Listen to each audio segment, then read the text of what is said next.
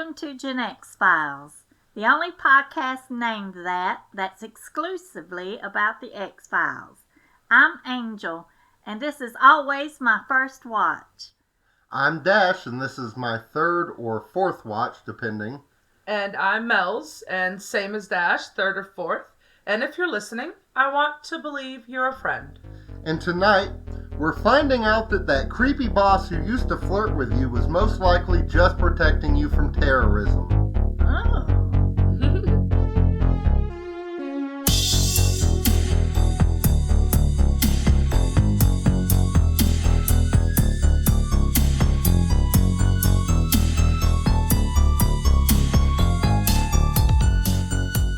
How you guys doing?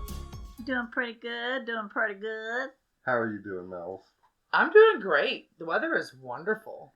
I like it when it gets cool when it's supposed to be hot, because it's not going to last that way for long. Yeah. It's in that sweet spot right now where it's kind of cold in the morning and kind of hotter as the day goes on, but pretty soon it's going to be extremely face-meltingly hot as soon as you step out the door. Yep. Because we live in Georgia. Yes, and it's a lot of humidity. And it will just rain randomly out of nowhere at Sometimes least a few times a week. Yeah, and when it, especially before or after it rains, like with the humidity, it feels like you're just kind of walking through a never-ending sheet. It's water. Yeah, like it's weird. It's like I hate a waterfall, but it's not raining. Yeah, it's kind of like walking through a waterfall you can't see. It's awful. Yeah, muggy. There's muggier states. Yeah, Florida is horrible. Oh my god. Louisiana. I couldn't live there. Louisiana's got to be bad too. Yeah, down by the bayou. Speaking of gators. Speaking of gators. Yeah, you'll figure it out in a second. Okay. That'll make sense in a second, I promise. All right. Talking about Florida? No, not talking about Florida specifically, but they do have the Florida Gators. Yeah. So, what's been keeping you guys up at night? I watched wrestling over the weekend, and oh my gosh, one of the guys retired, and I'm trying to think of what his name is. Brock Lesnar? Brock Lesnar. Yeah. I'm so glad you can remember. The big meathead looking guy. Yeah, he retired last night. Wow, I didn't know that. And Ray said, oh my God, and Ray was all teary-eyed. Really? Yes. Oh, man. Wow, I don't think I can picture Ray getting teary-eyed. I've seen him cry, but he's not one of those guys that cries. Yeah. Speaking of, now I have two things to get back to, but speaking of crying, today I finally finished editing the episode 0, and as we're recording this, I'm actually in the middle of editing the first episode, and when I got done with the 0 episode, I cried. I couldn't help it.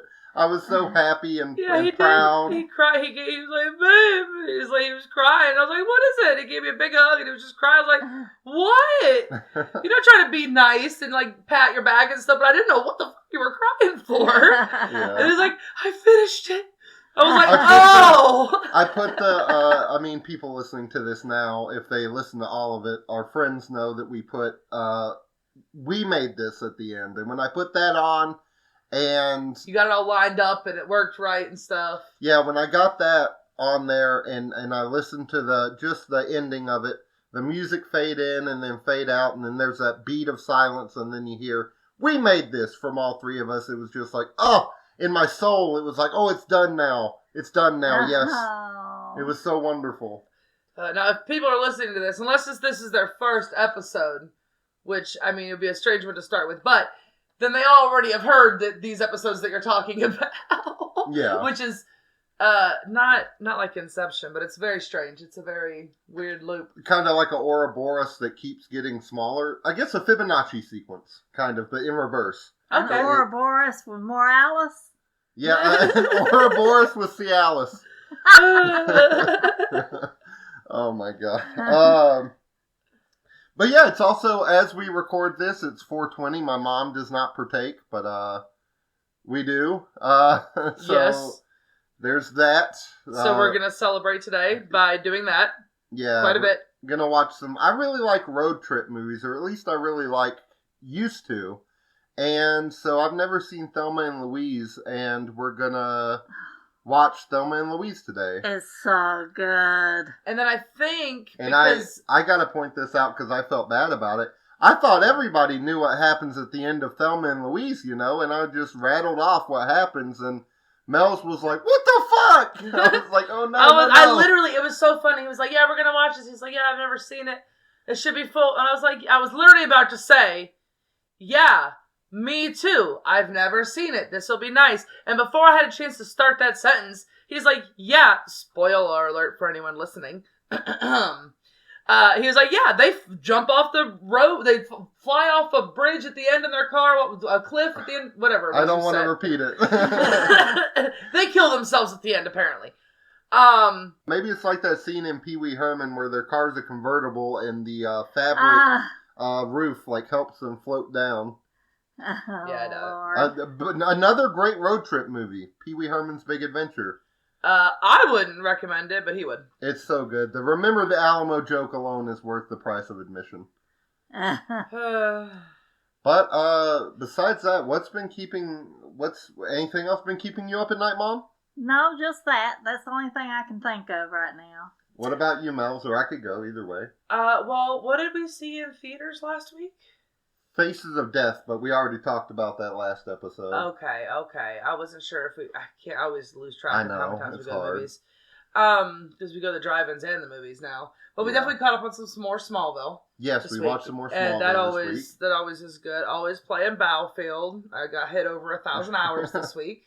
I literally, speaking about Inception, I literally played her a part of the episode where she said she was going to be playing Battlefield as she was playing Battlefield. Yeah, he was letting me hear the quality of the sound and stuff that he had edited or whatever. And it was the part where I say, "I'm going to play Battlefield 6," and I'm literally have the controller in my hand playing Battlefield 6 while I'm listening to it. Yeah, that first episode is not the best audio quality, but it's still, there's just so much good examples of our chemistry and camaraderie in it that we're just going to release it.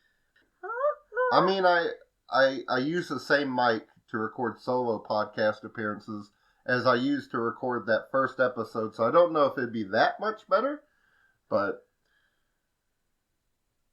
anything else? What about, did we do anything this weekend? Yeah. Wait a minute, sorry. I got a story.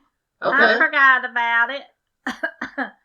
I babysat one of my grandpups for the first time this weekend. Oh yeah, she did. She babysat for us. She babysat Foxy. And the reason that she babysat is the reason what I was about to tell you guys about was we went to the midnight concert on Saturday night, because it's Monday now, right? Yeah. Oh my god, it was so much fun. The what do you call it? The big screen and the visuals for the concert were really impressively done. I mean, just fantastic incorporation of just so many synthwave themes, but also just creative ways to display the lyrics, as the song's playing and stuff. Yeah. The vibes were immaculate. Oh yeah, it was such a nice, just everything. I mean, as always with I don't know how many of you guys go to concerts at all, but with any concert venue, good God, all the prices are so bad. Literally $15 for a beer type stuff. Yeah. Ridiculous. We didn't drink while we were there. But since it's now officially, we can start it with your turn. You can talk about what we did before the concert. Oh my God, what did we... Hold on. I don't know what you did. I wasn't even there. Wait. Oh my God, what the hell did we do before the concert? Where did we go? A picture. Oh, yes. Oh, I can't believe you forgot. You know what's been keeping me up at night? That you forgot? Unbelieving need to taste a Vesper Martini, because I am a huge James Bond fan. And I found out that in downtown Atlanta, they have a bar called Vesper. And they do make a Vesper Martini, not with Lillet Blanc, but with a similar white wine. Because Lillet Blanc is expensive and specific. But even then, the drink wasn't cheap. It was $17 for a little... Yeah. For a little martini glass. But... And I got a... Friends, I will tell you, I am not a alcohol drinker, and this was very strong, but I still enjoyed it. It was a really cool moment to get to experience that after being a James Bond fan for 22 years. So, Aw. Is there a way to post pictures with a podcast? not really. No. I mean, I'm sure there is. Like, we could post a link in the description that's clickable, so. Yeah, and we can post some of the pictures of us holding the martinis in the place or whatever. You know, I would like for the listeners to just imagine it. Maybe you can imagine me wearing like an Evel Knievel outfit and I'm doing a handless cartwheel through a flaming hoop and drinking at the same time, which is dangerous because alcohol is flammable. But I'm a badass, so you can imagine that. I had a drink called, was it the Pussy Galore that I chose, right? No, you had the, no, you didn't have the Pussy Galore. You had the, The Casino Royale. oh, duh. Yeah, I got the Casino Royale. I have the menu right in front of me. The Vesper Lind is Aviation Gin, Tito's Vodka, Cochi Americano, chilled and served up. And the Casino Royale is Black Raspberry Liqueur, Aviation Gin, Champagne chilled and served up. Yeah, and whoo! I mean, if you have a friend that you know that makes like faces whenever they drink alcohol, that's me every single time I take a sip of alcohol. Other than that, yeah, seeing the Midnight, and that's about it, really. I mean, I've been playing Skate more a little bit. But, so, this aired on October 22nd, 1993.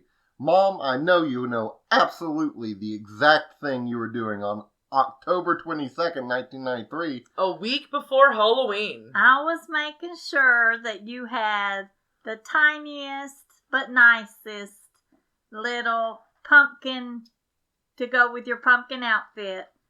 It wasn't a bag. It was shaped like a pumpkin in plastic that they put the candy in. Oh, okay, Yeah, okay, yeah, little yeah. plastic pumpkin thing. Okay. What? You know what? I don't think you've mentioned it. What day of the week did it air? Friday. Fridays. It aired on Friday nights. Now we And can it's- remember. And it's Yeah. Friday, you were in love. Yes.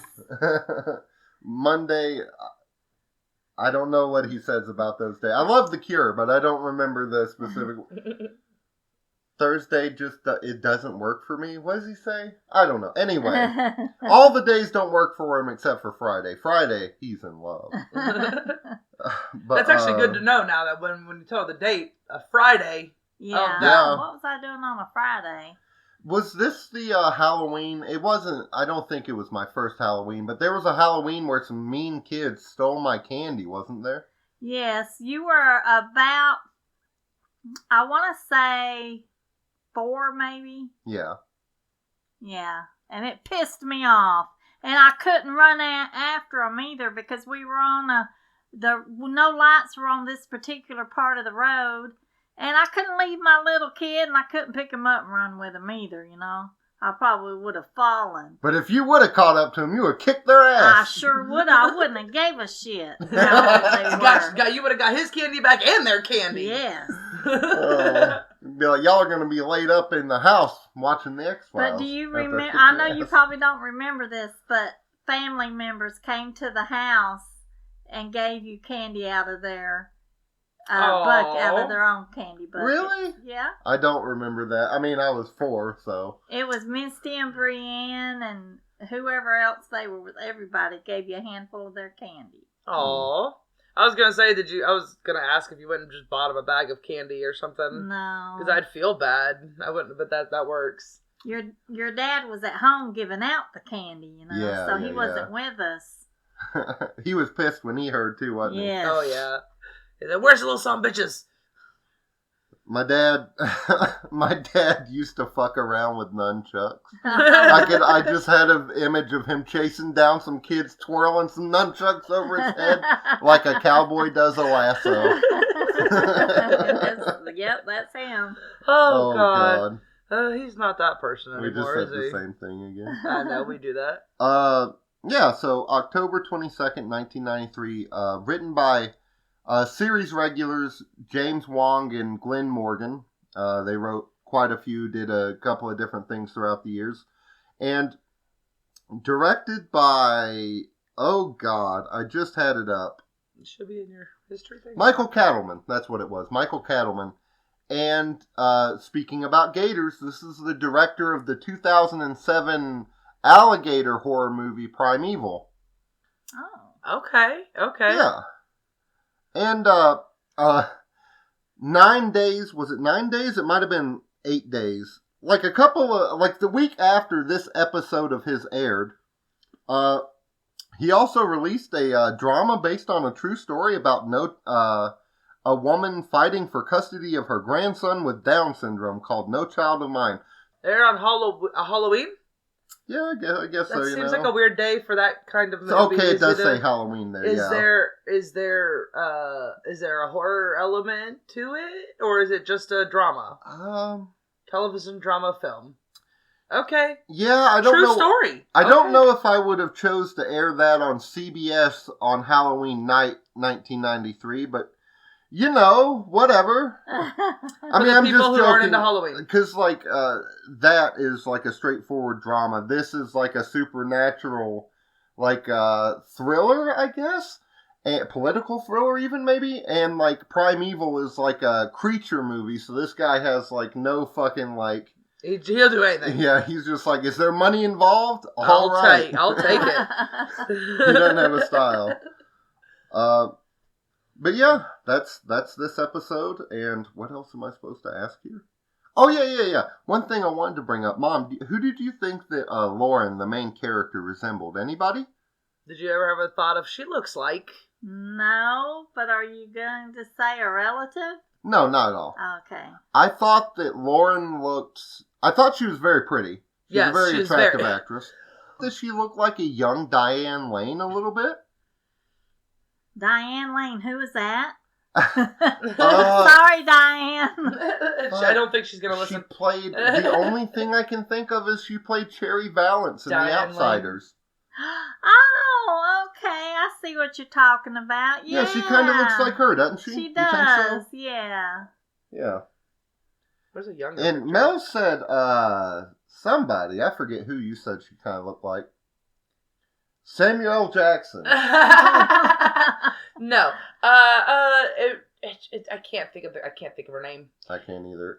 We just had a discussion when we were watching the episode about who she looked like, and but I didn't figure it out then. I'm at a loss for who it was now. Well, we didn't figure it out then. Okay, never mind. The girl from Friday Night Lights came to mind, but I know you'd say Minka Kelly about so many. She people, has though. one of them kinds of looks. She's She very does. plain but still pretty. Very high school cheerleader, which is why she got the role as a high school cheerleader in Friday Night Lights. But we open up on the desk of one Howard Graves, and we can hear a woman sobbing. And we see that we're at HTG Industrial Technologies. And we... Goodness gracious. We see a picture of a man, and we assume it's Howard Graves. He's meeting with a bunch of presidents like Ronald Reagan and a couple of other ones. But, we see a picture of Howard Graves with Bill Clinton, which in Big 2026 is kind of... Okay. You might want to separate yourself. Yeah. Okay, but in October of 93, when did all the stuff come out? Oh, I mean, it's not when it came out, it's when it was happening, which is probably back in 93. Yeah. I don't know if we need to check Howard Graves' flight logs, maybe. Hey, we're not getting political or anything. I just thought that was really funny, especially because at the time that I wrote this, there was... there's constantly stuff about the files going on, but yeah, there was something. And the other one was definitely, I'm not 100% sure, but I think it was Bush Sr. Yes, it was Bush Sr. And that's then the other one was someone that I definitely recognized as somebody, but I couldn't have told you who it was. Yeah, but it was Reagan, Clinton, and Bush. Okay. That he was, at least you could definitely see. So you know this guy is... connected. Connected, powerful. Knows people. Government type stuff, I assume. But another woman walks in on the woman that's grieving, and she calls her Lauren and asks her if she needs anything. And Lauren says she's fine and that she doesn't really want to talk about it. Yeah. And she notices that she's crying. Yeah. She's just never known anyone who's killed themselves before. And this is when the woman hands her paycheck, which Like, it's like, It's oh, so I've never strange. known anyone who committed suicide. And then she's like, well, here's some money. Here's some money. Does that make it better? Anyway, she tells her to go home and get some rest, and the woman that handed her the paycheck exits. And in the foreground, as Lauren has her back turned, we see something move on the desk. It's a little placard that's a quote from Ben Franklin. Benjamin Franklin that says, One today. Oh, I'm No, you say it. I was going to say it with you. One today is worth 2 tomorrows. Which is a really nothing saying. It's so funny. Like, that's the Bill Hicks. I honestly, I feel really dumb. I almost said Bill Hicks, but I meant to say Benjamin. Oh my God, I almost said Benjamin Button. Benjamin Franklin is the dude's name. Good Lord. Benjamin Franklin. I'll be honest with you. What the fuck does this even mean? It's like, if you do it today, it's better than putting it off. That's what it is. It's really, really poorly worded. Yeah, don't procrastinate, basically, from Benjamin Franklin. One today is worth 2 tomorrows. So today has more value than the next ones? A bird in the hand is worth 2 in the bush. You better keep them birds out my bush. Right? Yeah. But then that's why they call it a pecker. Are yesterday's only worth half as much then? You'd think they'd be worth more. In the context of the metaphor, I think they're worth double.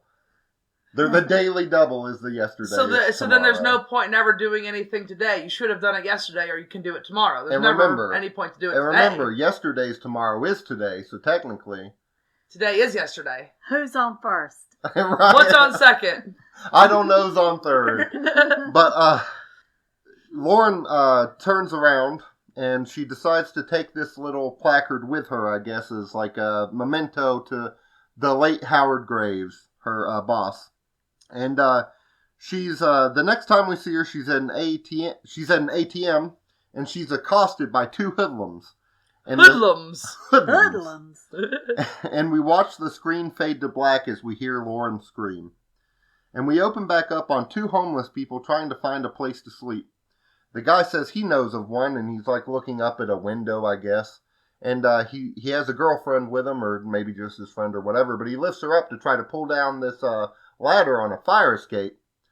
And these 2 bodies fall down. Now, the one, I guess it could have been like on the railing, almost falling over, and it fell over. But the one on the ladder, how the fuck did that happen? They pull the ladder down, and then he flops over. It doesn't make sense. Yeah. No. I don't understand. Like, there's no position. I tried to think of what position this man must be in up there. He's got to be, like, sitting with his legs. He's sitting straight up with his legs through the, like, ladder. And then when she pulls it, he, like, flops down. And his ankles catch. Yeah, what? It's why would he be... It's not a natural position to be in. It wouldn't make sense. When you're dead, you just... You fall. You don't go into a position like that. But whatever. It doesn't make any sense. And this causes the homeless people to run off into the night screaming. But we did notice, Melz and I, when we were watching this, the woman gives a pretty good scream. She's like, ah! But then the dude next to her, he kind of just goes, oh! They couldn't have got a better take out that dude before they put this to... He's like, you gotta do more than that to scare me. Yeah, he's like, oh, I'm mildly... I'm mildly surprised. Yeah, exclamatory. Yeah. And then we get the awesome credits, which we never skip ever. Fantastic. You don't skip them either, right? Okay, good. And we open back up on a naval hospital in Bethesda, Maryland.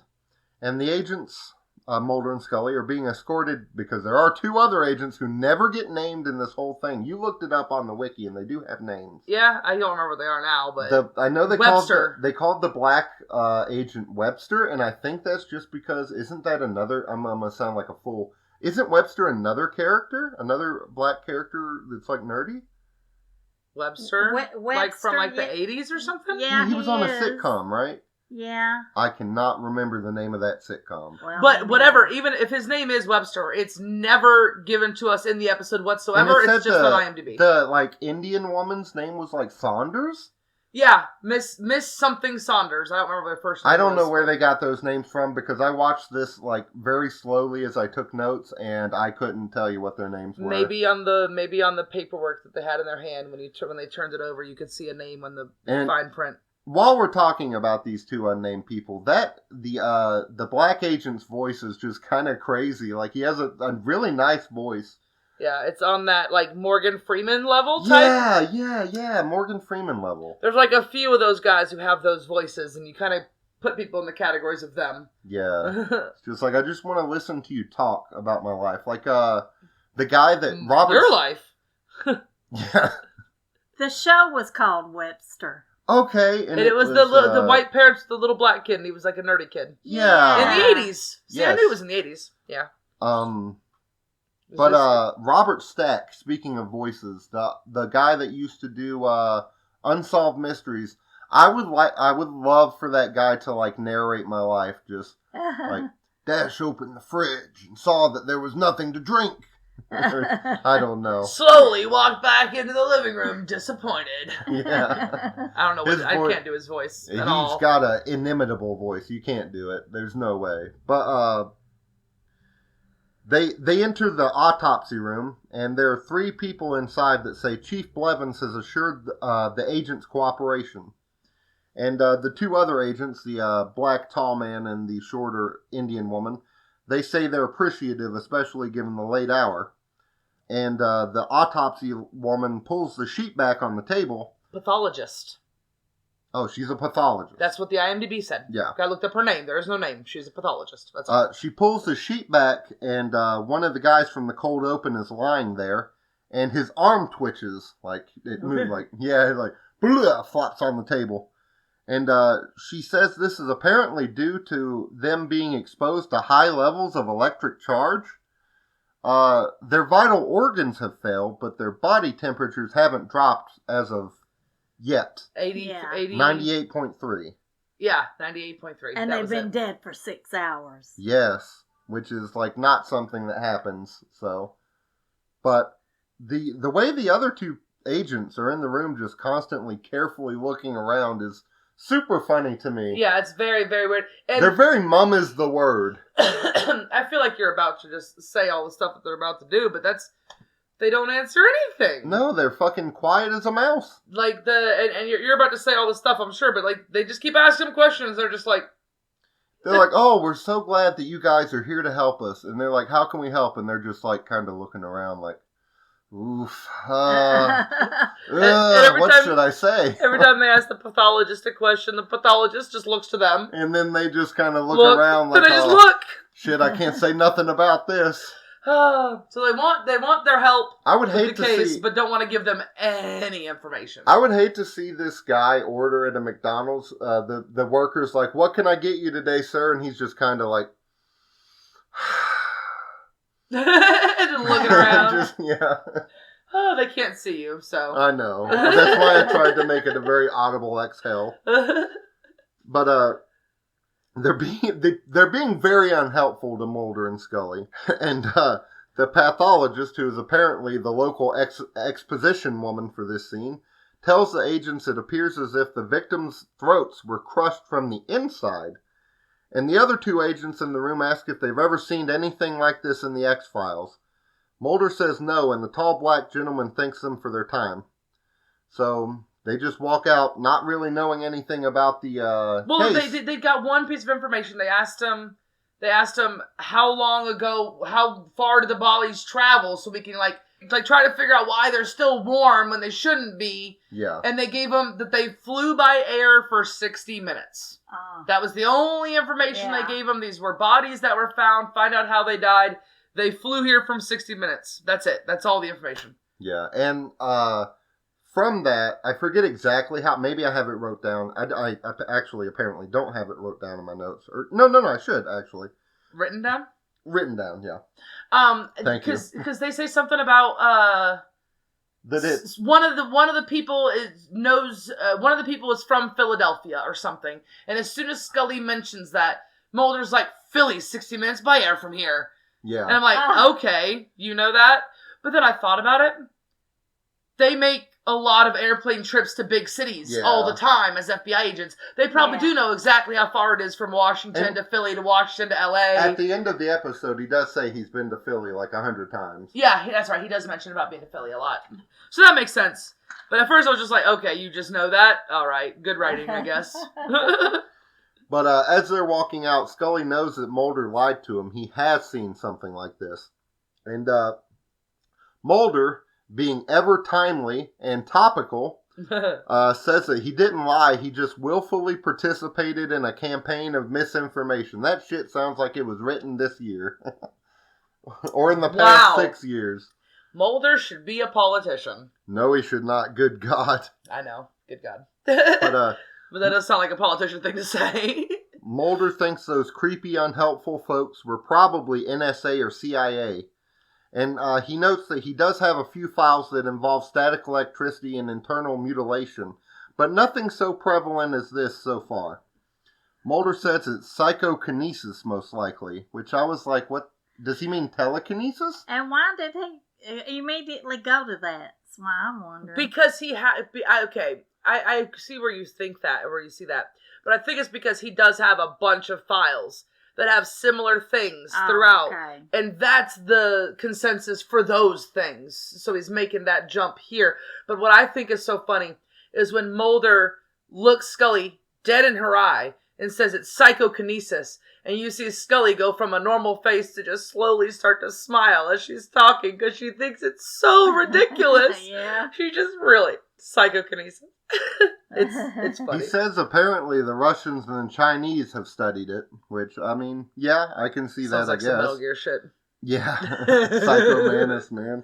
We've also been playing Metal Gear a little bit, so I don't know. Scully says they can't investigate with nothing to go on, and this is when Mulder fogs up his glasses, revealing that he took the thumbprints of both victims with them. That's right, that's how they got the information about Philadelphia.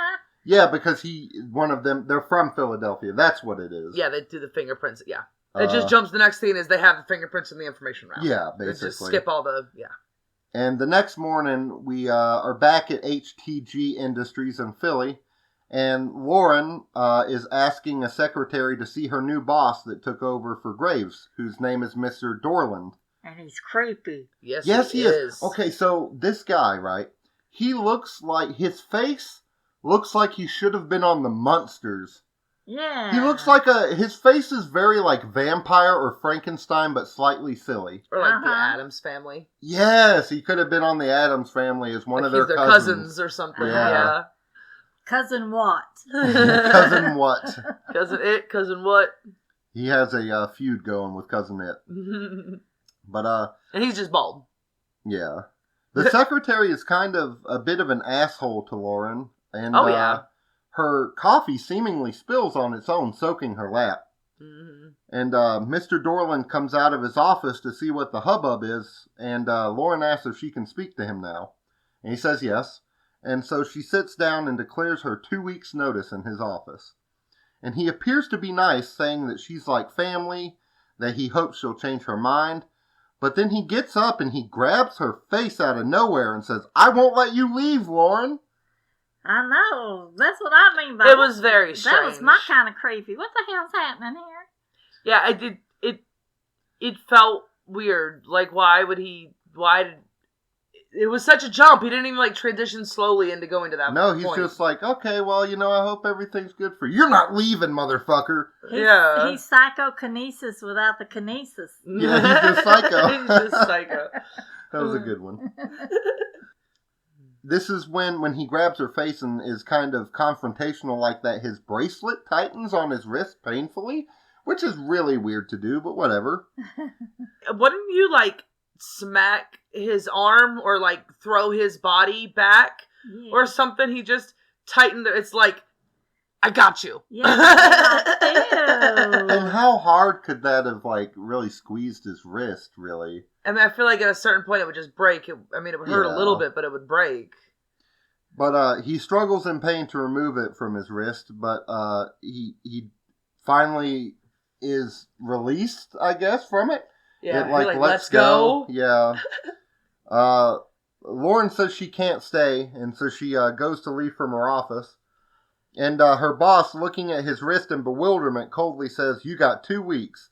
And like, this guy's bipolar. He's like, "Oh, yeah, I hope everything works out for you." And then he grabs her face and he's like, "You can't leave." And then that happens and he's like, "You got 2 weeks. Get out of here." Yeah. What does this guy want? It's one of them, like... Men, am I right? Right? Definitely. Especially old creepy men. Yeah. And Mulder, we're back in the X zone, and Mulder is looking up the IDs of the men. One was named Muhammad, and I'm not going to try to pronounce his last name. I'm going to fuck it up if I try. And he had convictions for illegal possession of a firearm and the same charge of that, but for explosives. And he has ties to an Iranian extremist group operating in the U.S. out of Philly, which Mulder notes is about an hour of air travel away. And it's called Isfahan? Isfahan, which is an actual thing. Yeah, it's named after a place. So they end up heading out to Philadelphia after a call to the police department, and the agents are talking to an officer who is showing them where the bodies were found. He tells them he found them on patrol. There were no witnesses as to what happened. The type of people that hang out around here at night don't tend to see anything. Yeah. Basically saying, ain't talking. Yeah, ain't nobody talking. Yeah. And, yeah, Mulder does walk away mid-conversation like a kid. He does that all the He's time, just like, though. "Oh, what's this shiny thing over here?" I think it's like, "Oh, Scully will get the information. It's whatever." If Mulder was born in 2010, he would absolutely be a "you got any games on your phone" type of kid. Oh, yeah. Oh, yeah. Hardcore. But as he's walking down the street, he notices an ATM. And so he naturally pulls a CCTV camera from the ATM. And they're examining the footage, and they spot the assault from the cold open. They figure out her name from the transaction log, Lauren Kite, and they find out her address. Okay, first of all, point I made while we were watching. So, like, they're just looking at the ATM footage that they're just now seeing for the first time. Yeah. They just found this footage. Yes. And they see the timestamp, and she automatically has her name, her information, where she works, right there on a piece of paper. Well, I mean, that is plausible. It seemed a little bit far-fetched to me. I don't know about having that information so quickly, because we just don't really... flipped. There it is. We don't really have, like, a timeline for when this happened, but I think you would have to, like, petition to get those records from the ATM company, right? Yeah. Yeah, and then the footage, too. And... I mean... I feel like the footage would be easier because that would be, like, more locally stored. Yes, okay, so I feel like the footage they would have given to them immediately, and then after they went through the footage and said, "Hey, can we get the information for this woman?" They would have said yes. They wouldn't just give them a piece of paper with the information of all the people that visited that ATM that day. They wouldn't just do that. That's like breach of privacy type stuff. Yeah, but you have to suspend your disbelief. I want to believe. I want to not believe. I don't believe, damn it. No, it's just sometimes stuff like that, a little far-fetched. But, I mean, there's a ghost or whatever, so... Yeah, if there's a ghost, there's a chance that you could get ATM records quickly, I guess. And so there's a Bigfoot, there's whatever else we've seen so far in the last 4 episodes. Oh my god, so in the Sixth Sense, you could probably get ATM records quickly, because there are ghosts. That's the rules. If there's ever a universe where there's ghosts, there's quick ATM records. That makes sense. Right. That makes sense. We figured it out. That makes Haunted sense. Mansion, insanely quick ATM records. Yeah. If Christopher Nolan is listening, use that for your next movie. Or Christopherson. Chris Angel. Ah.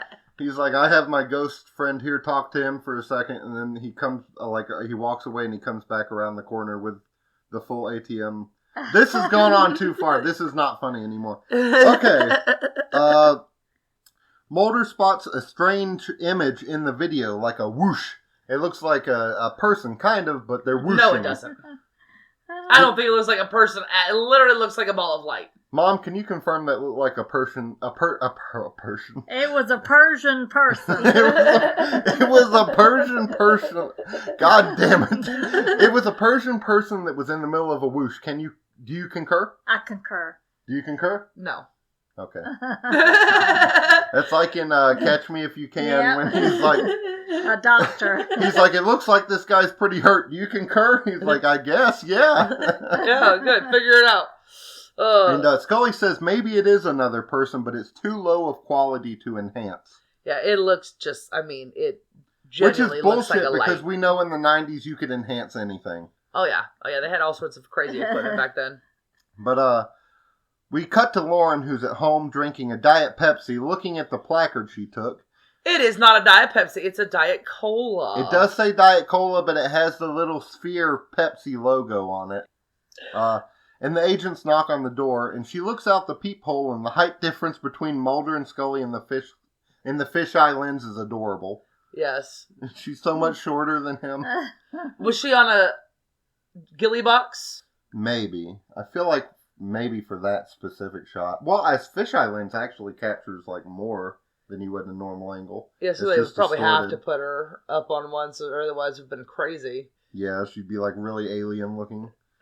But Lauren opens the door and the agents introduce themselves. And she says she was in the middle of something, but Mulder smells the Diet Pepsi, so he knows she's not busy. He says they won't be long, and he steps inside. Yeah, it's so funny. He just literally, she's like, actually, I'm kind of busy right now. Before she finishes the sentence, he says, all right, then thank you, we'll come right in, and just pushes right in. And I say he gently barges. Yeah, very nicely barges into the house. Technically, is he allowed to do that? You know, I don't think so, but Mulder doesn't care. He's on a mission. Yeah. He's going Mulder mode. But Scully shows her a picture of the men that died that night. And Lauren is hesitant to say she recognizes them. So Scully shows her the ATM freeze frame. She says she didn't want to file a report after she got away. Because she just, apparently they grabbed her and then she ran and escaped. Yeah. That's her story. Which, I mean, I don't know. If I was, like, almost kidnapped or, like, accosted in an alleyway, I would probably run to the police. I don't know. Yeah, I would probably do something. I don't know if I would just be like, no, I'm not going to report anything. Yeah, but some crazy shit happened. That's why she didn't want to report it. We know that, though, so. And this is when Mulder tells her that the men in the video, or in the screenshot, were actually found dead. And she's asked about the blur in the photo and if she knows who it is.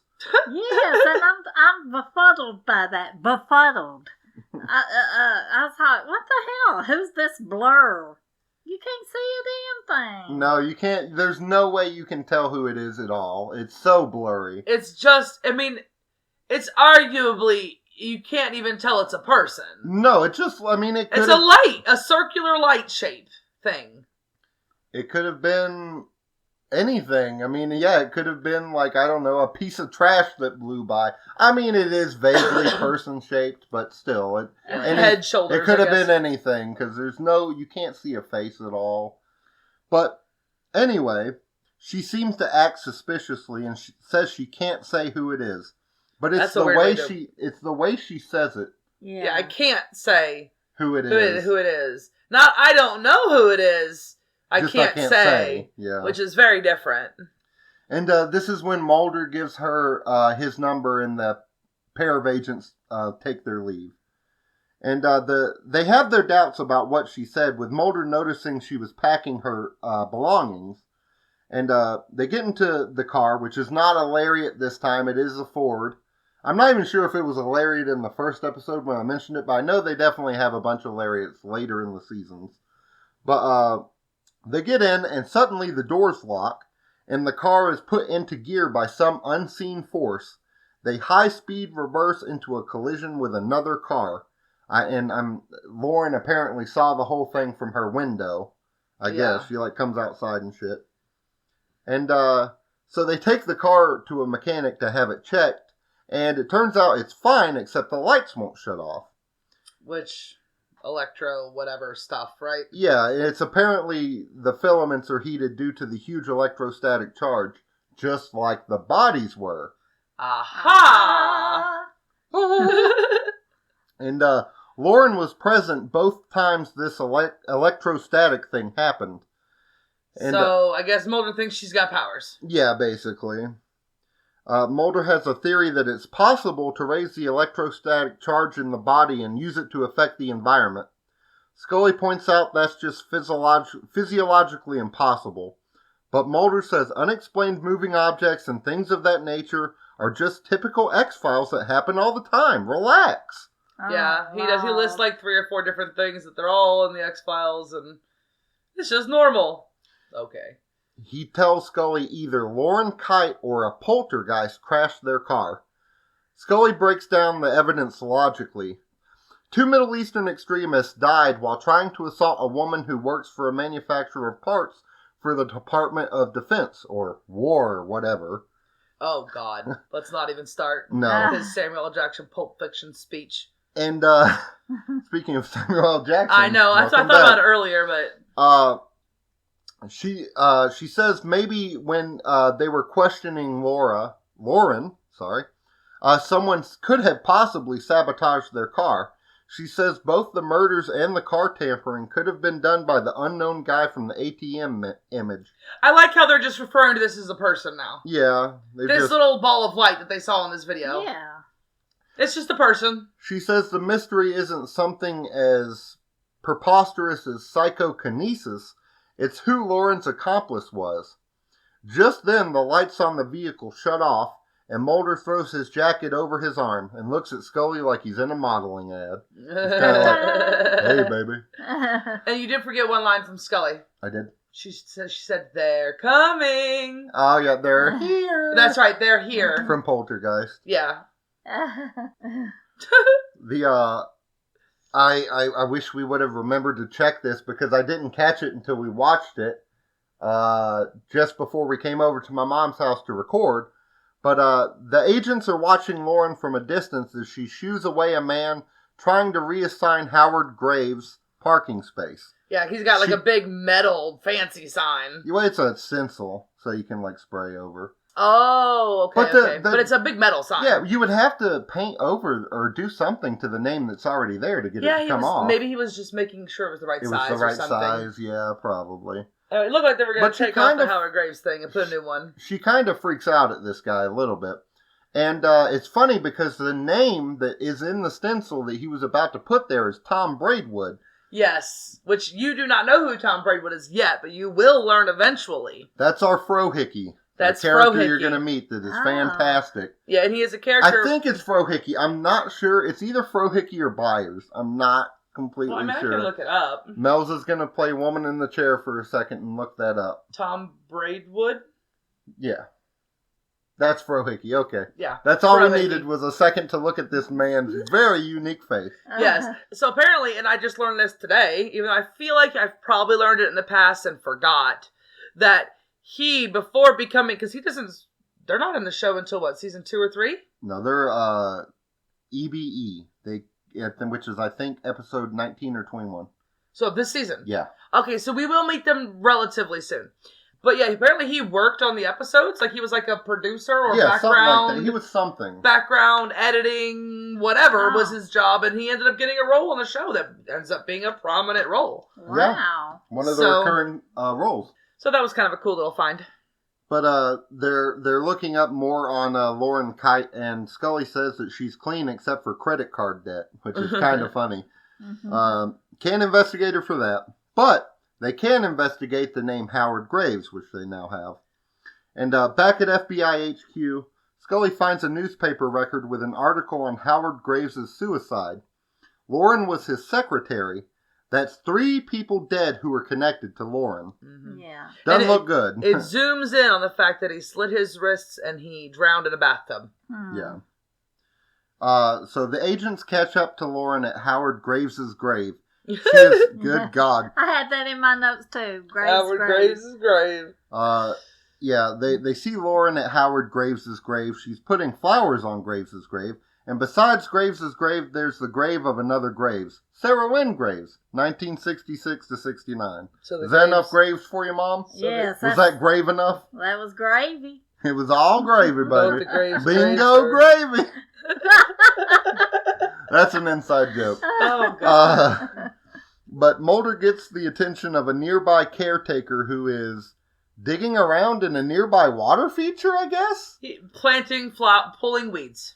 Maybe. I didn't pay close attention this time, but in my notes, I apparently thought he was digging around in a water feature. So this is the best memory on an old man ever in my life I've ever seen. He's like, I know shit about everybody that's buried here. They're Apparently, my friends. If you ask him about a grave in that place, he will tell you their life story. Well, can he explain this? That Mr. Graves has only been dead 2 weeks, but his grave looks like the grass has been growing over it for years. Maybe he did that with his psychic power or whatever, I guess. Right. That's His psychokinesis, his grass kinesis. But this caretaker is pretty creepy, unfortunately. He says he attends every funeral and that Sarah Lynn was Howard's daughter. Apparently, Howard left the pool gate unlocked one day while he was away and Sarah drowned. Howard's wife left him shortly after. She was only 3. Yeah, which is sad. Which you notice on the grave, it's like 66 to Not 69. even 3, because it was like September to August. Yeah, so. she was like almost 3, yeah. Oh. But, sad. The caretaker walks away to be strange somewhere else, and Mulder... and Mulder not? Oh, and Mulder notes that if Sarah had survived, she'd be the same age as Lauren. So they both, like, give each other the look that we just figured it out. Yeah. Lauren feels like Howard Graves' daughter. Oh. But it's like, I mean, obviously. But Yeah. whatever. So they dive deeper on Lauren, surveilling her, and Scully finds out that Lauren hasn't talked to her own parents in 2 years, and that she has a strong relationship with her deceased boss, and wonders how it all ties together. Mulder develops the surveillance pictures they had taken. Upon zooming in, a blurred face appears. The blurry man appears to be wearing a suit. They enhance the man to see that it appears to be a badly edited in Howard Graves, Mhm. but Mulder isn't so sure. At Lauren's place, she's sleeping when her cat makes a demon noise. Yeah, it does. She's awoken by creaking floorboards. She grabs a baseball bat out of her closet and heads cautiously out of her room. In the hallway, she hears a man begging, "No, no, stop!" and a sound of running water. She gets a bat. Yeah. She reaches her bathroom and flips on the lights. She reaches out slowly toward the curtain and yanks it back really quick. There's water in her tub and a large amount of blood spreading in it, but no body. And the blood's getting bigger and bigger. Yes. And I gotta just, her sounds that she makes are ridiculously bad. It kind of looked like she was feeling something else, if you know what I'm saying. Yeah, it was a little, Lord. it was a little moany. It was a little But moany. yeah, she was hyperventilating, and as the blood drains, she exclaims, "Howard! They killed him!" And this is a great time to actually mention that there was a tie-in product for this episode. Oh, really? What Yeah. is it? So they wanted to capitalize on this scene of the episode, and what they did was they manufactured a bath bomb that was called the Howard Murder Blood Colored Bath Bomb. A terrible name. But I don't think that's the only reason it didn't sell very well for them, unfortunately. Basically, this bath bomb came with a little speaker inside it that would play sounds from this scene. So the problem was it was muffled underneath the bath bomb stuff, so you couldn't really hear it, but it also wasn't waterproof. So by the time the bath bomb dissolved enough for you to hear Lauren hyperventilating, it fell into the water, giving anyone in the tub a light shock and immediately shorted out. Well, you know what? My granddaughters love bath bombs, but they're not getting this one for Christmas. No, I don't think. It'd probably be $1,000 on the dark eBay. web. Yeah. Ugh. And You have to real go to blood in it on you have the to go dark to web. Telegram and talk to a shady person to get one. But you know what, though? What? I bet the bath bomb blood part might actually be a real product. Oh, for sure. Like a What do you mean a horror real thing. product? This was a real product. Oh, of right? course. Yeah, of course. Failed product. I mean successful product. By Well- product, I just mean successful. But there's probably like horror-themed bath bombs that have like blood. Maybe make it look like there's spiders in your bath or something like that. That's probably a thing. They probably got stinky bath bombs. Oh, God. Ew. Just, like, they released a Harley Quinn comic that was all about farts, And the comic smelled. Yeah, we watched Comic Lads, That's this YouTube crazy. channel I love, read it, and they were like gagging the whole time. This bath bomb, if it was like that, you'd go in and you'd get squeaky clean. You'd come out smelling like poop. Yeah. Like, I look great, I smell terrible. Look great, smell terrible. Leave a farting corpse, I don't know. Oh. But, Scully seems to think that Howard Graves faked his death and that Lauren Kite and he were in some kind of illicit dealings together. Which, okay. Yeah, there Okay, he jumps. Scully. And, Jumps are great. That's crazy. Mulder throws out a, "You may be right," which shocks Scully. I think he just liked it because it was out of nowhere. And he brings up, there's only one person that was able to fake his death, though, and that's Elvis. And he does a Elvis. He does like the lips thing. It's very weird. The southern lip quiver or whatever. Elvis. I don't know. But, I can't do it. It's weird. He tells her all she has to do is prove that Howard Graves is still alive. And this is when we cut to everyone's favorite medical examiner, Ellen Bledsoe. Oh, Lord. And This the first scene of this woman's face that you see. It does just a close-up shot of this older black lady with like a curly bob bang thing going on. And she is just the most deadpan, irritated, annoyed bitch face that you could even imagine. It just zooms and she's just so mad that she's having to talk to these people. She was one of the original proprietors of Resting Bitch Face for sure. Oh. And she has very dead, expressionless eyes. Like Sam Loomis would say that she has doll's eyes. I don't know. That's a reference to Halloween. I don't know if you remember Sam Loomis. Donald Pleasance's character. Oh, no. We have a terrifying story about watching Halloween that has nothing to do with the movie. That's a fun memory. We won't get into it.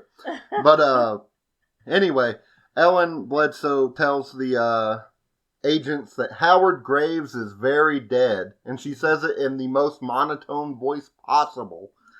And Scully asks to see the autopsy report, and Ellen tosses it to her and sardonically tells her to knock herself out. She is done with this shit, and she's been done with it since the day she was born. She is literally counting the seconds to retirement. For real. And because you said we looked it up, she passed away, unfortunately. Yeah, she was only in her early 50s. She passed away in 2009. She was like only 35 here. She has the spirit of like a 60-year-old woman. Oh, that's right, because she was born in the late 50s. Yeah. So she wasn't even... She looks old. What did she have? She maybe had some kind of illness or something. Or she might have went through some shit. Yeah. Like, she does not look in her 30s. I'm in my 30s. That woman looked double my age. For real. She's been dead since the day she was alive. But Scully starts reading the autopsy report out loud. And the cause of death was arterial hemorrhage. Ellen interjects 4 out of 6 liters of blood down the tub. And you get the feeling that Miss Bledsoe doesn't have many happy days. No. She deals with death 24/7 pretty much. She doesn't know the Fonz at all. Hey. But Scully notes some missing blood work, and the doctor and Ellen Bledsoe points out that they only do that if homicide is suspected. Mulder asks about dental checks on the body, and Ellen quickly says, "What for? It was him." She also says the toe tag said so. Wow. But they also learned that his tissues and organs were donated, so even though Graves was cremated, they may have a lead to make sure he's actually dead. Which is good, I guess, because I don't know, man. If I saw a blurry picture of a person, I would not imagine. I guess they did enhance it.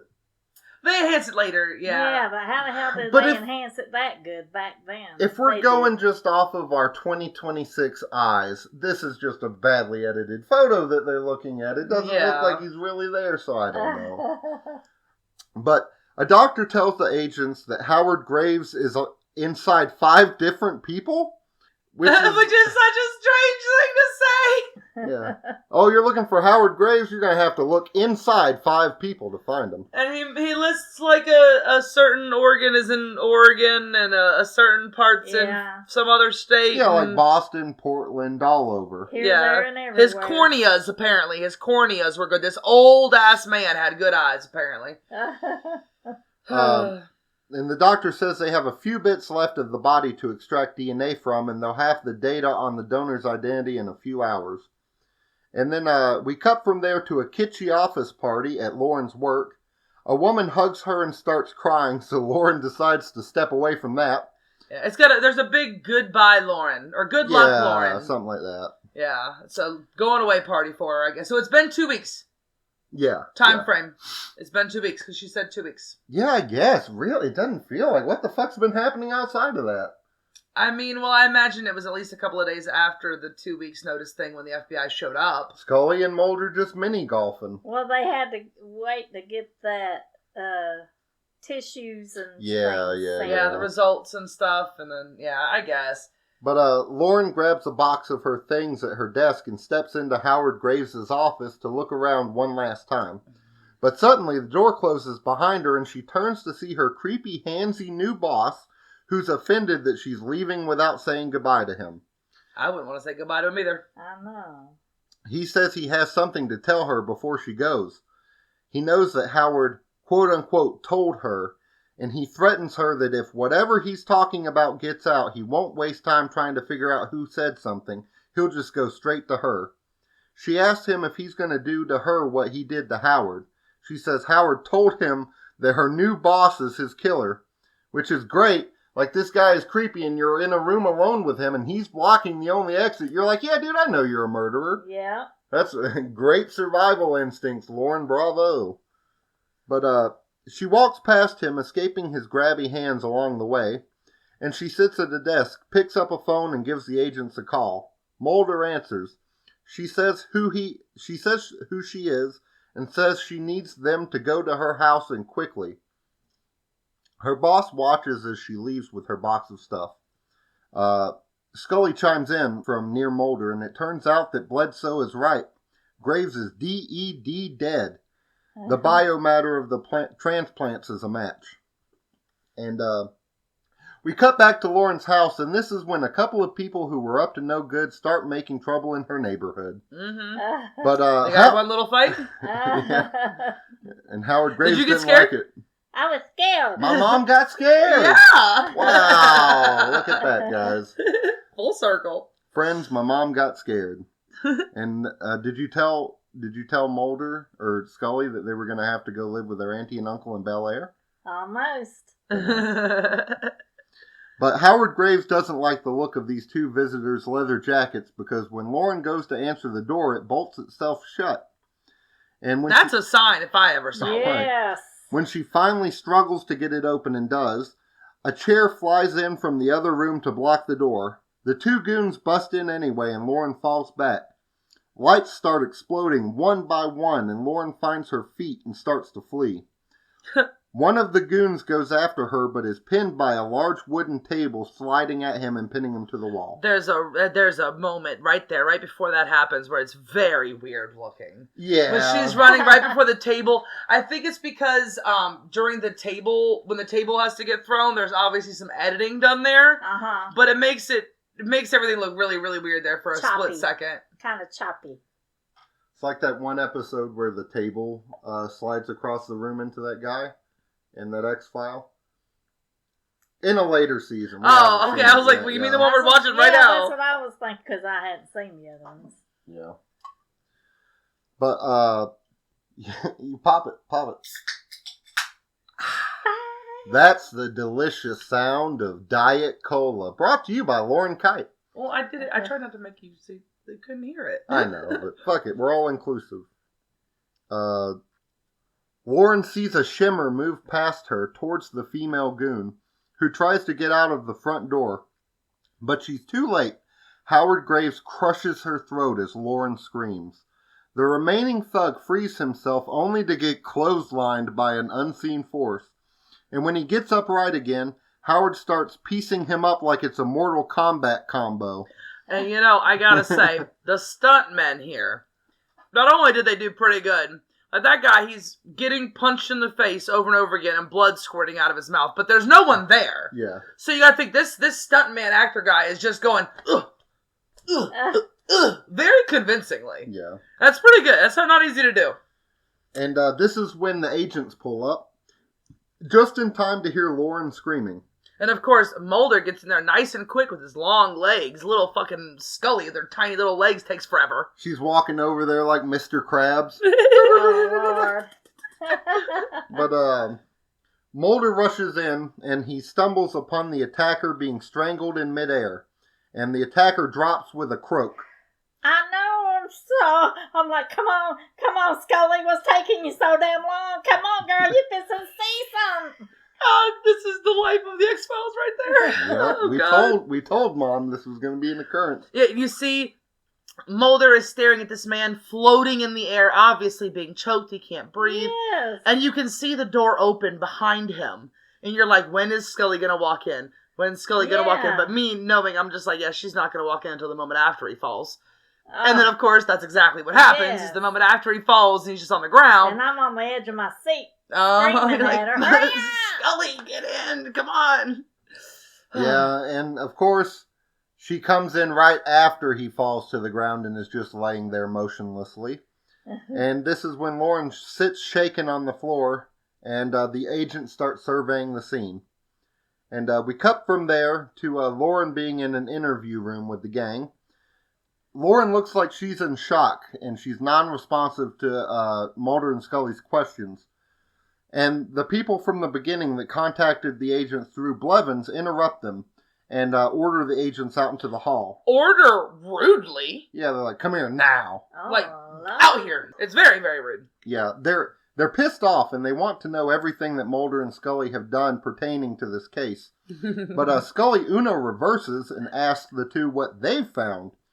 And they tell the agents they believe Howard Graves' company sold parts to the Iranian extremists. They don't know how Lauren is involved, however. And the woman of the two says they'll have to release Lauren unless she talks. The guy says he can make her talk. It's creepy. Yeah. The way he's... Do you want that man to ask you any questions? God, the way he says that, I can make her Don't talk. ask. No questions. Are you going to say what Mulder says back right there? Yeah, he warns them against getting rough with her. I wouldn't get rough with her if I were you. Yeah. But the pair of agents that aren't Scully and Mulder leave the interview room sometime later, apparently unsuccessful. So Scully and Mulder go in after the other two make their exit.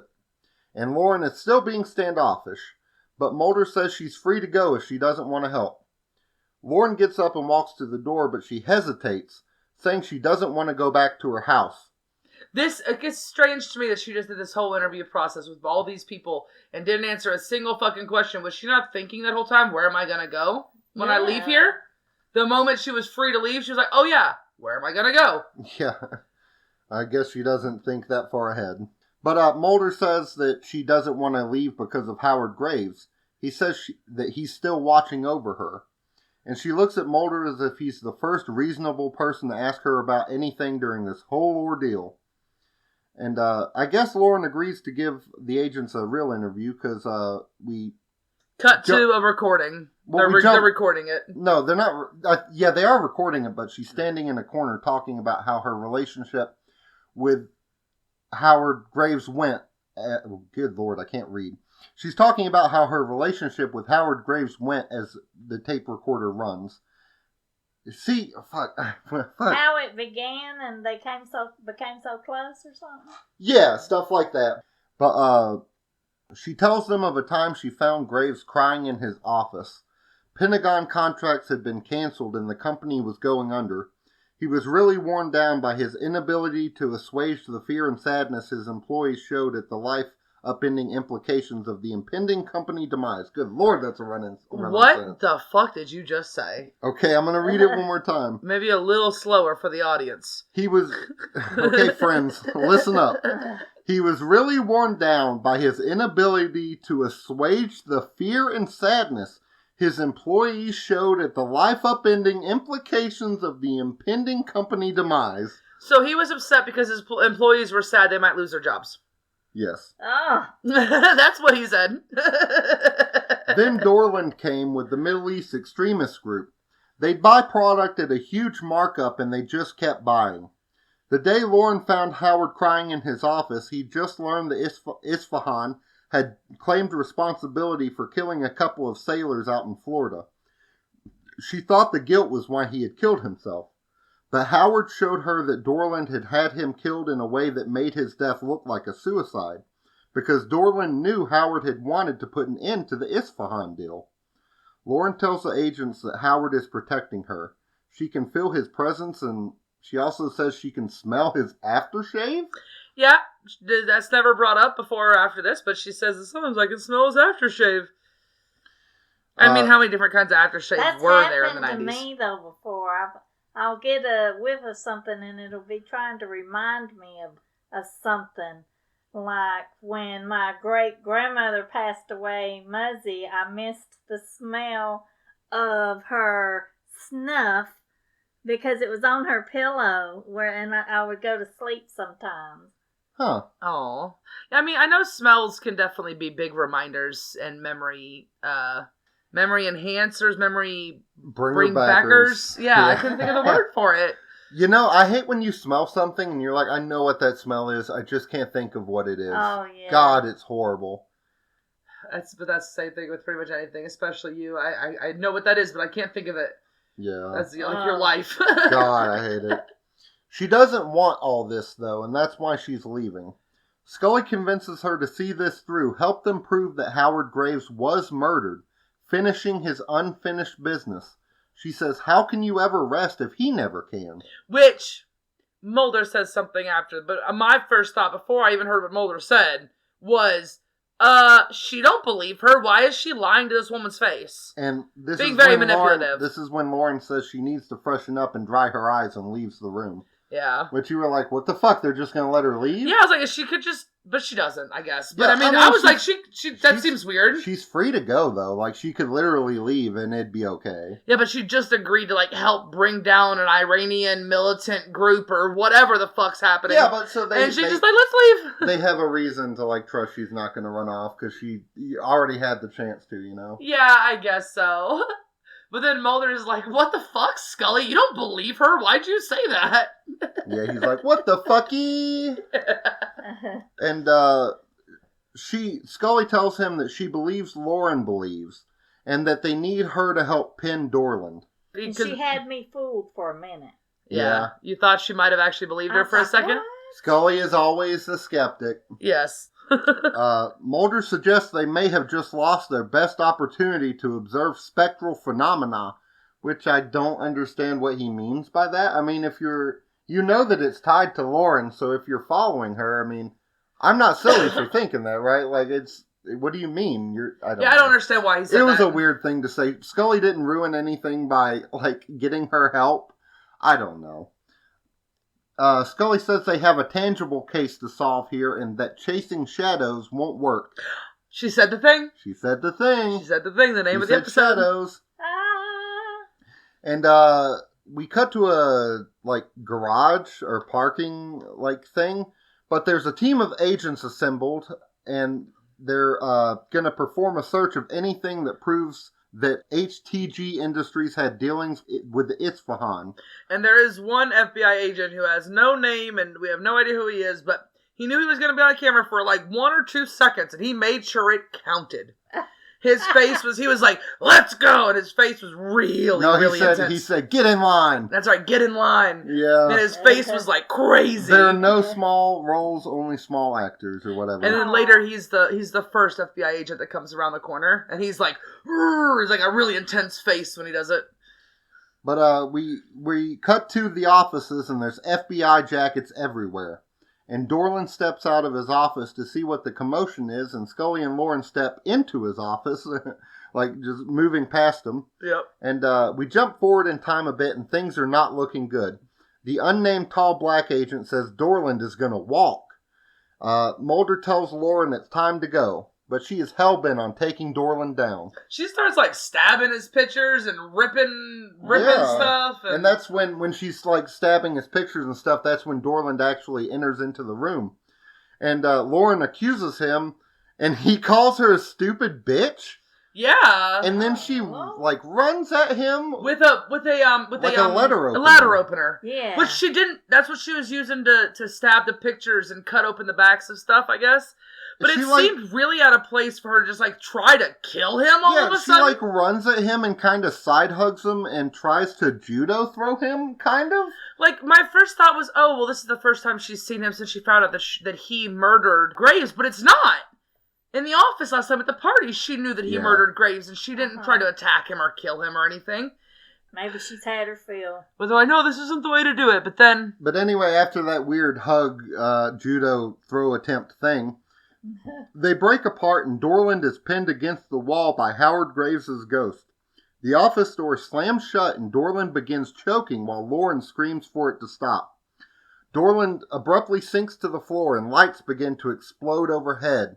Mulder and Lauren shield themselves from the shrapnel. And this is when Scully rushes to the door from the other side, but it won't budge. And pictures start flying off the wall and files spring from drawers. And the surprise letter opener, I wrote surprise because I didn't realize it was what she was...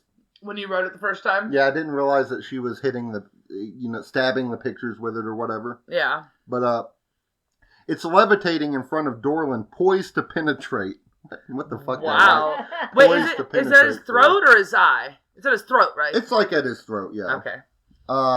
But then it turns, flying into and cutting open a section of wallpaper, revealing hidden evidence underneath. Yes. However, you did skip a line. Floppy disk. She says, and she shouts into the ether, she says, "Don't kill him. Help us find it." Yeah. And that's when he turns the letter opener around and stabs the wall and... Which, okay. They have it is a floppy disk, as my mom pointed out, which Mulder takes out of the wall, and it cuts to Lauren, and there's a badly 80-yard line of Mulder saying, "I guess what we're looking for is here after all." Yeah. But it's really funny because it's like a big wall that's like covered in like a layer of like fabric. Yeah, it's weird. How did he get it there? It's just very strange that it's there. How was he going to get it when he needed it? I don't know. It's stupid. Take a whole bunch of fabric down and put it back up again. Like an anonymous security box at a bank would be better. But we cut to a little while later, and the agents are walking with Lauren as she carries a box of her things to a moving trailer. And Scully tells her that the U.S. Attorney's Office is going after Dorland with everything they have, including for the murder of Howard Graves. Lauren says she'll come back to testify if she's needed. She says she's getting the heck out of here, though, and promptly does just that. Yeah, they're like... She's like, "Bye!" No, they say something. She says, "Thanks." Yeah. And takes off. She doesn't even say bye. She wants to get the fuck away from Howard Graves and his stinky aftershave. Howard Graves' grave. Yeah. They wonder if she's getting away from the place or her ghostly guardian angel. And Mulder asks Scully if she's seen the Liberty Bell, because he hasn't. She says she has, and says it's a big bell with a crack in it and a huge line to see it. He still wants to, though, hoping they're still open as they drive off into the night, which, I mean, they're probably not. It seems really late, like 11 o'clock, right? Oh, yeah, it's very late. So, this scene, it was weird. It kind of gave me goosebumps. Really? Because, I don't know how to explain it, but, like, when they have these little conversations like this, where it's just their two agents who are friendly with each other and just having a little...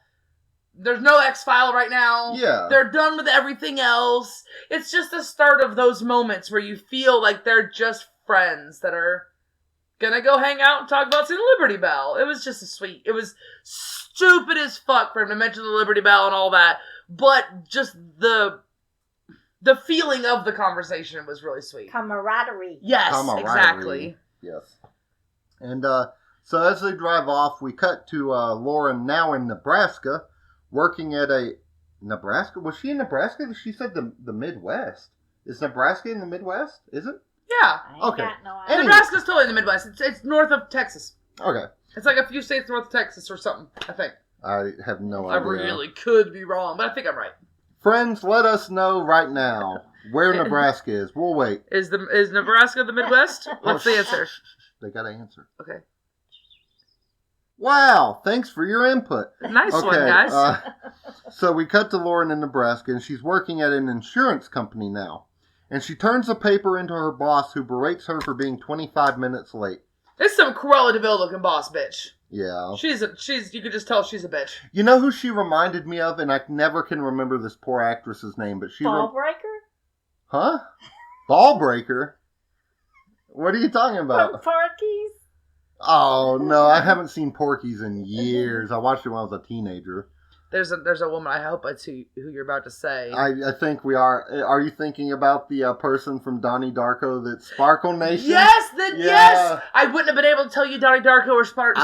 That's who I was picturing. I was going to say her name's Grace Zabriskie, but that is not. Grace Zabriskie is the person who plays Sarah Palmer in Twin Peaks. Okay, but she has a very similar vibe. Yeah, but Grace is way cooler. But no, she's got the same that that you think of like old headmistresses of like women's schools who have like that ridiculous big bun on the top of their head and their hair is always up like that and they're just really, really mean. Uh-huh. Like that's like a typical thing. I'm thinking of like the Miss Trunchbull from Matilda. I was going to say Miss Trunchbull. I'm so glad you said Similar person, similar thing. Yeah. She got that big bun, glasses, some gray in her hair. She's making someone eat cake. Yes. God. And stand in a closet with shards of glass. That was insane. Yeah, Matilda's a good movie. I want to see the remake. I never did. Huh. They made a remake? Yeah, it came out like 3 or 4 years ago. Huh. I wanted to watch it. I told you 1,000 times I wanted to watch it. We never did. Huh. Not 1,000. That's a total exaggeration. But a few times. I'll tell you 1,000 times. Okay. Anyway. Next. Yeah, next. We're about at the end, actually, right? Yeah. So, she's berating Lauren for being 25 minutes late, and the boss's cup of coffee starts shaking. But the boss complains about big trucks going by and shaking the building. And she goes, yeah, she breathes a sigh of relief, and she goes back to her desk where, for a moment, she looks longingly at the placard she still has from Graves' office. The fucking today, tomorrow is worth whatever more. Yeah, one today is worth 2 tomorrows at least. And then just the 2, it's the -2 day. It's TO-DAY. And it's TO-MORROY. And it's like, come on. So that was Shadows, the 6th episode of The X-Files. Mom, would this episode hook you if you were flipping through the channels and watched it all the way to the end? Would you watch the next episode? As when I would be if I came across a scene where I was suspecting that something was doing something, but you couldn't see it, yes. Because that gets you, right? Yeah, you love that kind of stuff. So you would have liked this episode then? Yes. Yeah. So it's like, this is a top episode for you. You like it's a good one. It's a pretty good one. I think it's a very... Well, what about you? Oh, for sure. For sure. This, I mean, it's hard to say because I feel like when this was airing on television, no. Because I was 6, 5, whatever. Yeah. 4. 3, 2, 1. 3, 2, 1. I was born in 88 for reference, so I would have been 5 and a half here. So no, technically, but older me, who appreciates good television, yes, definitely. This is a top tier, very, what I would call like the groundwork for what X-Files is. Yeah, it's a good monster of the week. Yeah. Exactly. It's a very... I was thinking about it. I am nervous about doing, especially when we get into the later seasons with the mythology episode and the Syndicate and all them. It's going to be real hard. But, we'll do it. You know what, at a certain point, do it. When it gets confusing, because there's some parts where we've watched it so many times, I'm still not exactly sure what the whole government part of it is. Yeah, and you'll come to appreciate that, friends, we do this flying by the seat of our pants. We play it by ear. What are the other phrases that mean that thing? We're doing it as we do it. So, you know, this is not polished or anything. Come what may. Yeah, come what may, we're going to try to do those mythology episodes and not devolve into stuttering mute. Well, you can't be stuttering in mute, can you? Like that one guy from... I don't know. Oh, like that one guy from that Wang Wang movie that had his tongue cut out. Oh my god. Ricky O. Yeah, oh god, why? No. But, Wang Wang. Wang Wang. Oh, You you know would who Wang love Wang- Wang Wang. You would love Wang Wang. He's this 3-foot tall Filipino guy that made like a James Bond parody. Kind of a parody. Movie. he called for Your Height Only. Oh, Lord. He's literally this tall. And He's a he grown man. He gets runs the around. bangs, too. He'll go underneath people's legs and kick them in the butt, or he'll punch them in the balls. And he's And he- adorable. And he gets the women. The women are all over little Wang Wang. Are you going to show her a picture of Yes. little Wang Wang?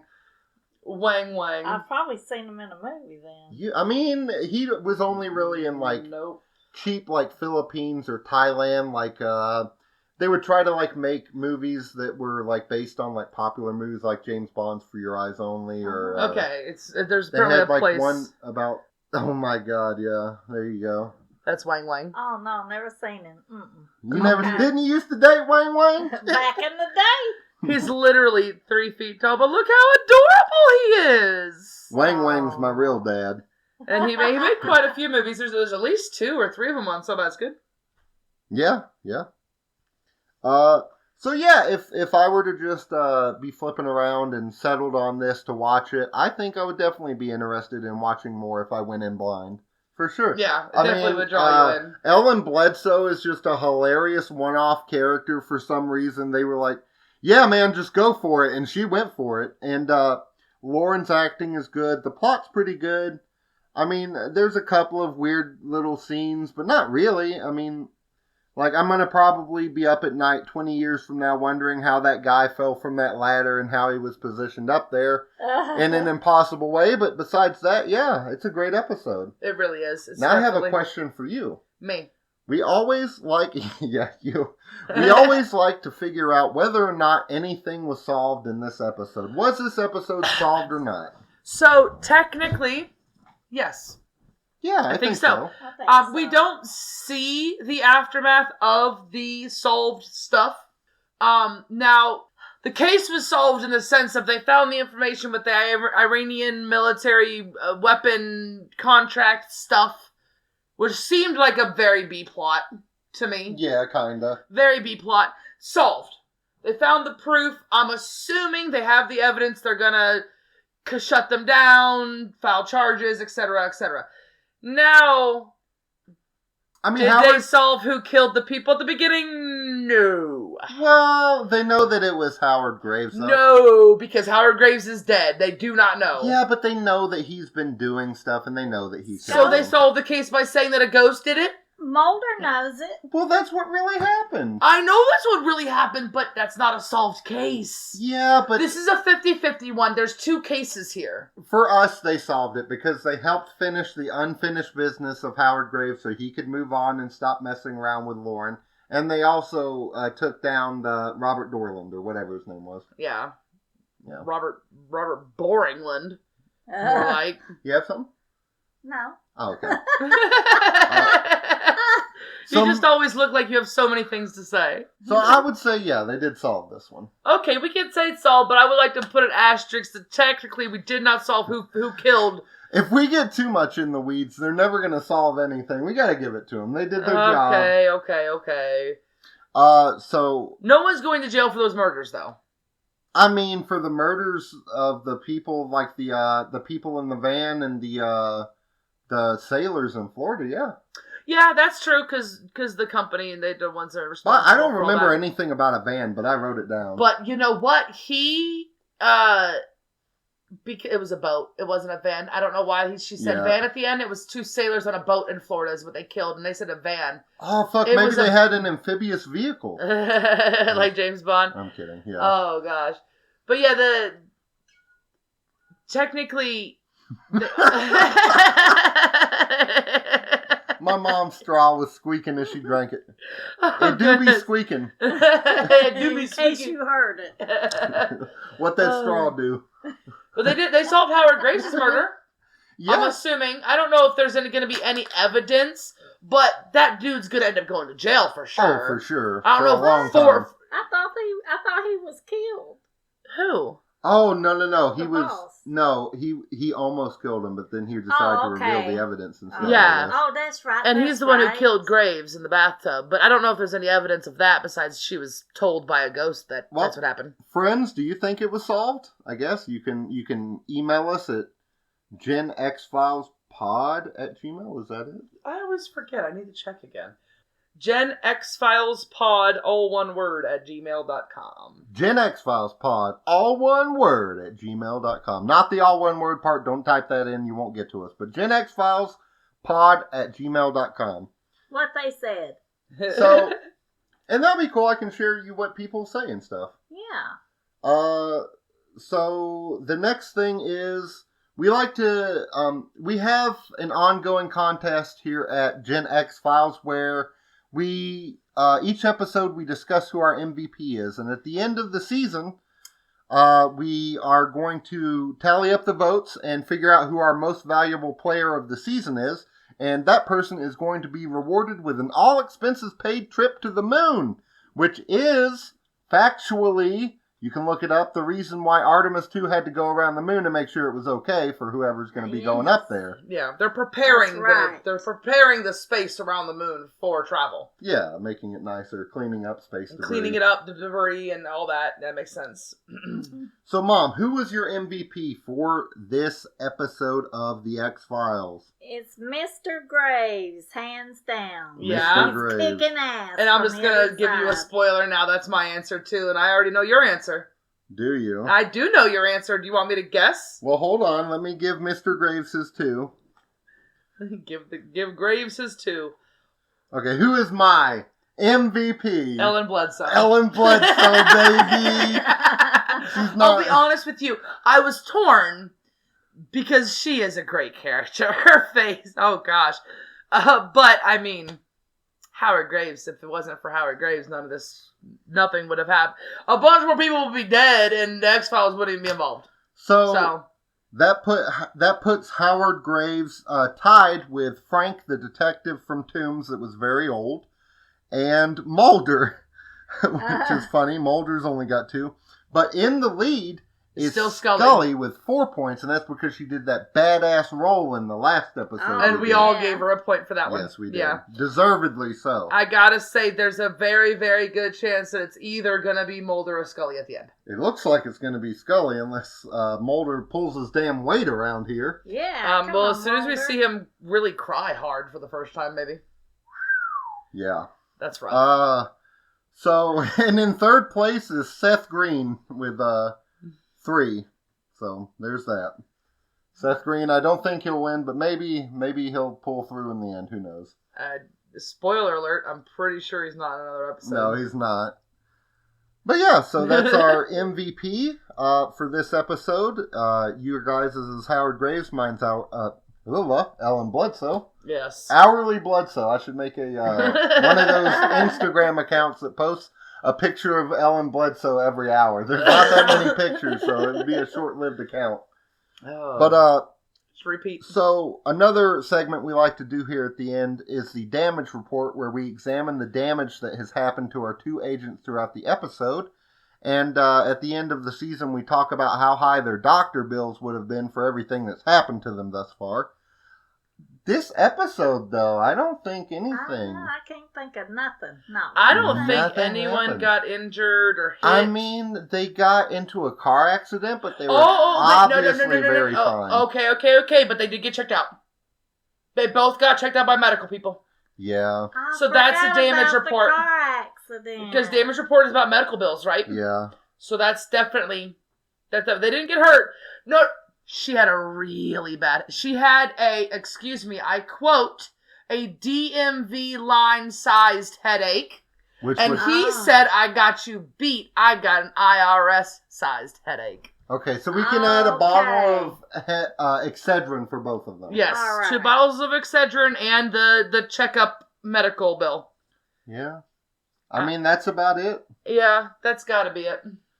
So, yeah. So that not was a a lot... cheap medical episode. Yeah, last one wasn't, but this one very much is. So, After all that, we usually like to tell my mom the name of the next episode and let her guess based on the name, and we give her a totally accurate description of what actually happens in the episode. Of course. Mom, she's probably going to be wrong, but you know. Would you like to know the name of the next episode? Yes. The next episode is called Ghost in the Machine. Ghost in the Machine. I know exactly what it is. All right, let's hear it. It's Zoltar. From Big? Yeah, Zoltar's gonna come to life again. That's a hilarious guess. I have not thought about the movie Big starring Tom Hanks in years. That's an awesome movie, actually. Doesn't the woman sleep with the kid when he's Tom Hanks? Yep. I think so. Okay, listen. It's still a grown man. Yeah. I mean, it is weird. Yeah. No. Does she He's know at that told point? her, but she doesn't believe him. Okay. It's later when she believes him, and I think the moment she believes him, spoiler for the movie Big, good God, if you haven't seen it yet, what are you even doing with your life? But they're waiting for the 50th anniversary. At the very end, when he uses the machine and becomes a boy again and walks away wearing a suit that's too big, and she sees that happen, that's the moment she actually believes him. And then she drops him off back at his house. It's so weird. It's very straight. My favorite part of that movie, though, is when he's at that party for the company he works at or something, and someone's passing around like finger food. And there's those little pieces of corn, and he gets it and starts, it's like, the tiny corn, baby corn. And he starts eating it very slowly. Like you eat corn on the cob, but it's like the corn on the cob that you get in like the Asian stir fry and stuff. Yes. I don't even know what are they just called baby corn? Yeah. Okay. I never liked those very much. That's a good guess, Mom, but you're actually completely wrong. What happens in Ghost in the Machine is, there's a haunted machine at the laundromat that Mulder goes to, and it changed his clothes into a bunch of toddler outfits. But through sheer determination and investigative know-how, Mulder is able to figure out the truth. He accidentally stole some kids' laundry.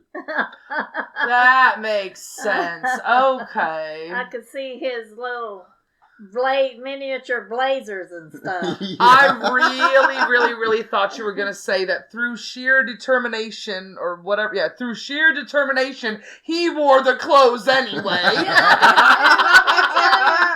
Looking like Frank West in Dead Rising when he goes into the kids' store and puts on the clothes.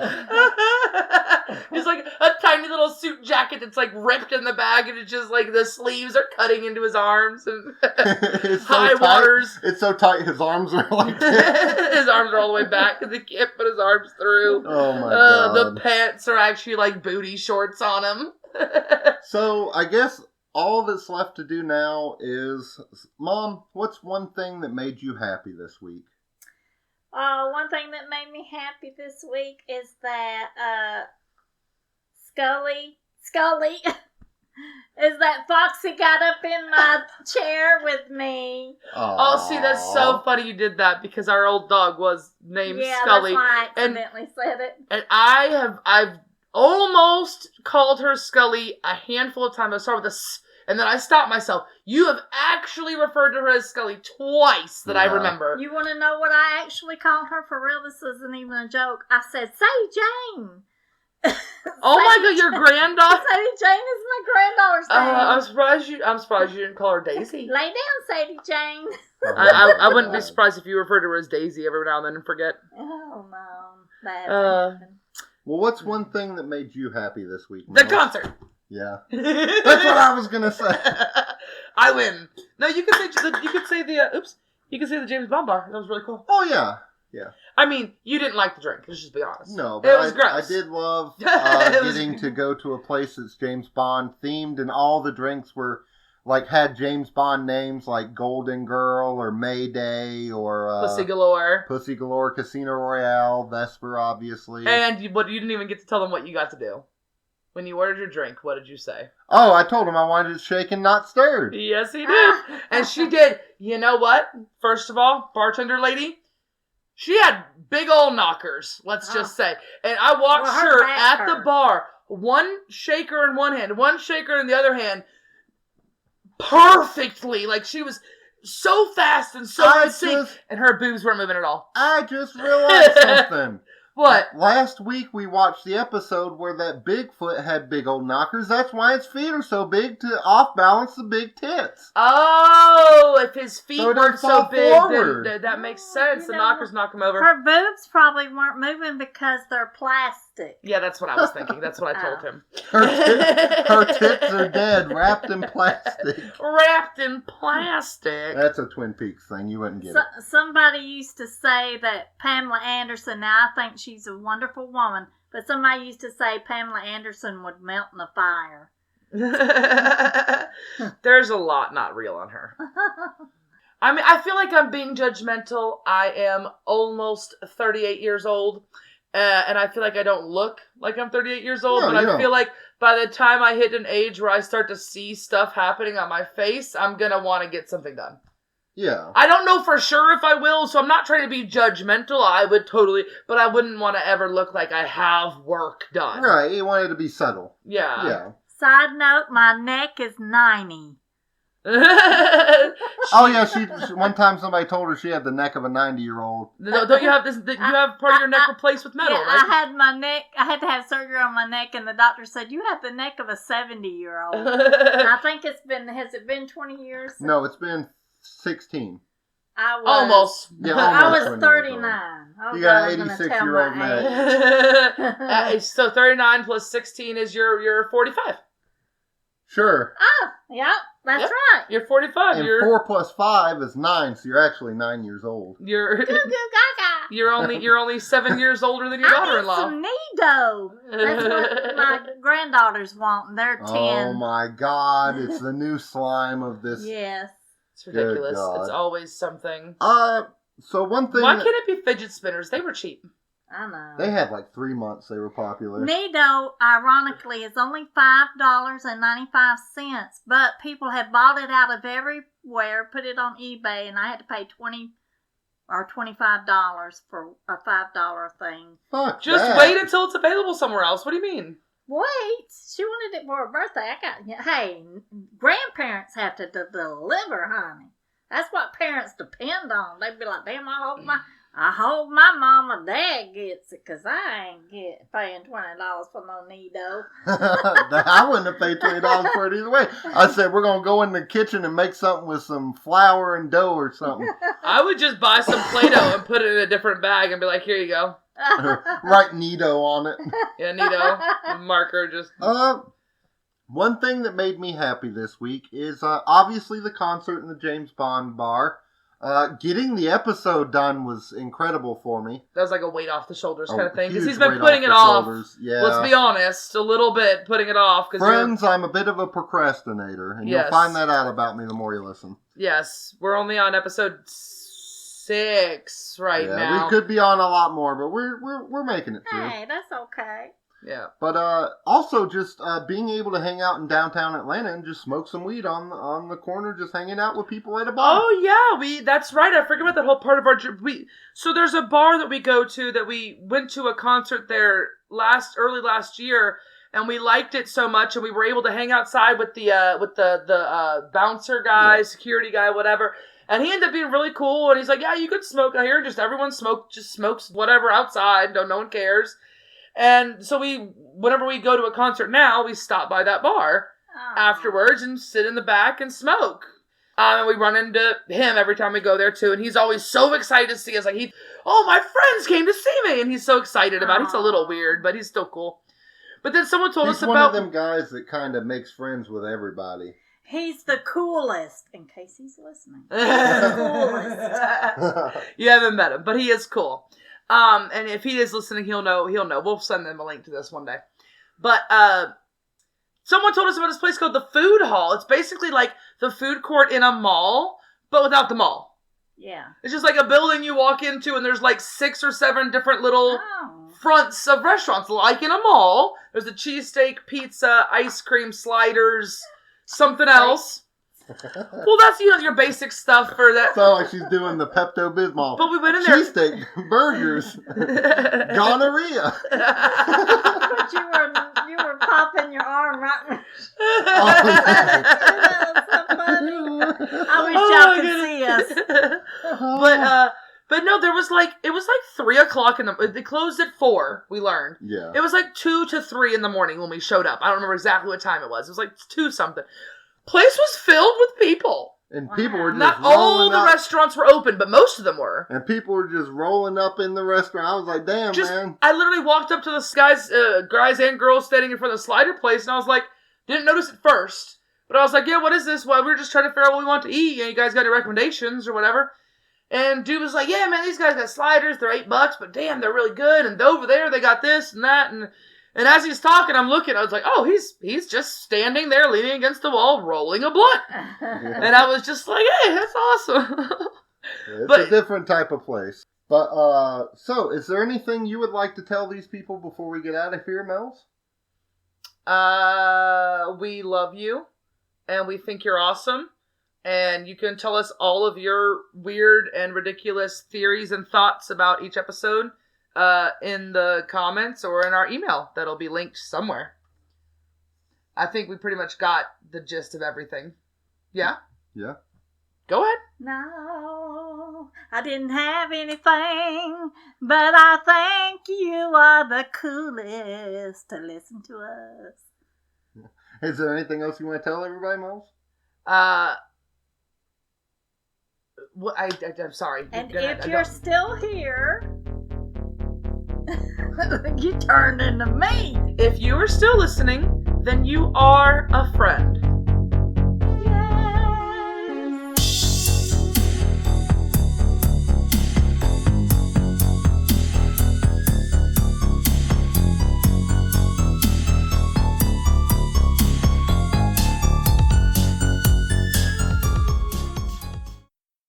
We made this.